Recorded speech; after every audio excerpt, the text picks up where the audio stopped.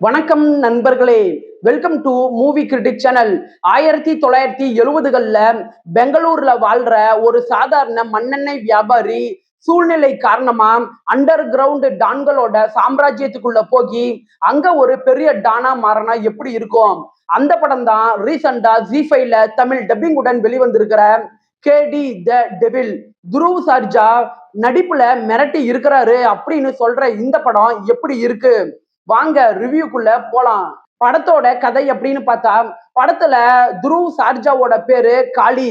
அவரு தன்னுடைய குடும்பம் மற்றும் காதலியோட சேர்ந்து சாதாரண ஆசைகளோட வாழ்ற ஒரு மண்ணெண்ணெய் வியாபாரியா இருக்கிறாரு. அவருக்கும் அவரோட அண்ணன் தர்மாவுக்கும் இடையே இருக்கிற கருத்து வேறுபாடு காரணமா ரெண்டு பேருமே பேசிக்கிறது இல்ல. ஒரு நாள் அந்த ஊர்லயே பெரிய டானா இருக்கிற சஞ்சய் தத்த ஹீரோ ஒரு போட்டியில விளையாட்டுத்தனமா தோக்கடிக்கிறாரு. இதுக்கப்புறம் ஹீரோ அங்க இருக்கிற அண்டர் வேர்ல்டுக்குள்ள கொஞ்சம் கொஞ்சமா இழுக்கப்படுறாரு.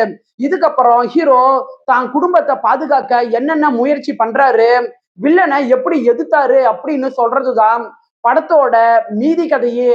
படத்தோட பாசிட்டிவ்னு பார்த்தா, படத்துல துருவ் சர்ஜாவோட நடிப்பு பிரமாதமா இருக்கு. ஆக்ஷன் காட்சிகள்ல நல்ல ஒரு எனர்ஜிய அவரு வெளிப்படுத்தி இருக்கிறாரு. படத்துல ஹீரோவுக்கு மட்டும் இவங்க முக்கியத்துவம் கொடுக்காம சஞ்சய் தத், ரமேஷ் அரவிந்த், ஷில்பா ஷெட்டி இவங்களோட கதாபாத்திரத்துக்கும் ரைட்டிங்ல நல்லாவே இவங்க முக்கியத்துவம் கொடுத்துருக்குறாங்க. படத்துல வர குஸ்தி சண்டை காட்சிகளாகட்டும், கிளைமேக்ஸ்ல ரத்தம் தெரிக்கிற சண்டை காட்சிகளாகட்டும், இதெல்லாம் ஆக்ஷன் ரசிகர்களுக்கு நல்லாவே செட் ஆகிற மாதிரி கொண்டுட்டு வந்திருக்கிறாங்க.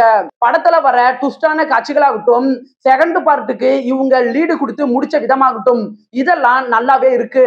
படத்தோட குறைகள் அப்படின்னு பாத்தீங்கன்னா, படத்தோட கதைக்களம் நமக்கு பழக்கப்பட்ட ஒரு கதைக்களம் தான்.